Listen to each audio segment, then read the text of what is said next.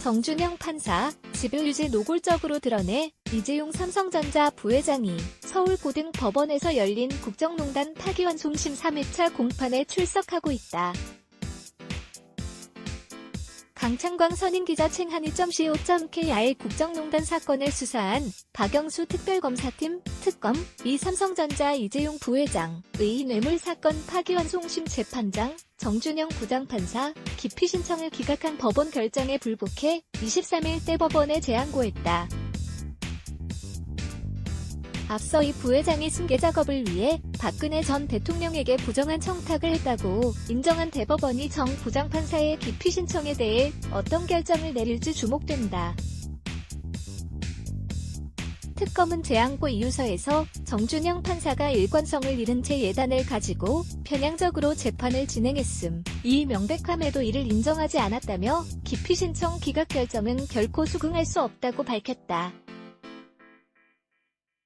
지난 17일 서울고법 형사 3부 재판장 배준현 는 부장판사가 양형 심리와 관련해 피고인에게 유리한 예단을 가지고 불공정한 재판을 할 염려가 있는 것으로 보이지 않는다며 특검의 기피 신청을 받아들이지 않았다. 앞서 정 부장판사는 파기환송심 재판을 심리하면서 미국 연방량형 기준 8장의 사례를 들어 삼성그룹 안에 준 법감시위원회 운영을 제안하고 법원의 전문심리위원 제도를 활용해 그 실효성을 평가하겠다는 뜻을 밝혔다. 준법감시위가 제대로 운영된다면 양형 조건으로 고려할 수 있다는 의견도 드러냈다. 특검은 이에 대해 재판부가 미 연방량형 기준의 보호관찰 규정을 염두에 두고 재판을 진행한 것으로 보인다. 미국의 보호관찰 제도는 우리나라의 집행유예 제도와 사실상 동일하다고 지적했다. 특검은 또 양형 사유로 활용이 불분명한 준법감시위 설치를 먼저 제안한 것은 환송 전 원심이 선고한 집행유예 판결을 계속 유지하겠다는 속마음을 노골적으로 드러낸 것이라고 주장했다. 특검은 정 부장판사의 재판 진행 방식의 문제점도 지적했다. 정 부장판사가 양형의 다중 요소는 고려하지 않고 강경 요인인 준법감, 시제도만 집중 심리하는 등 부당한 재판 진행을 했다는 것이다.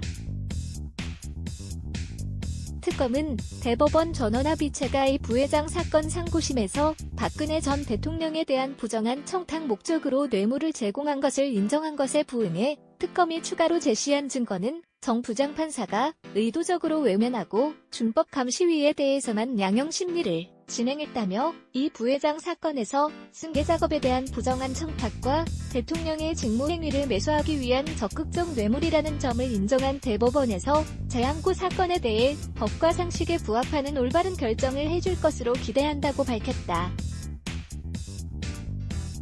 특검이 정 부장판사 기피에 관한 대법원 판단을 받기로 결정하면서 이 부회장 파기환송심 재판은 대법원 결정이 나올 때까지 잠정 중단된다. 특검의 기피 신청으로 이 부회장 재판은 지난 1월 네 번째 공판기일이 열린 뒤 3개월 넘게 멈춰있는 상황이다. 장혜지 기자 편지한이.co.kr 레츠 블락에즈 Y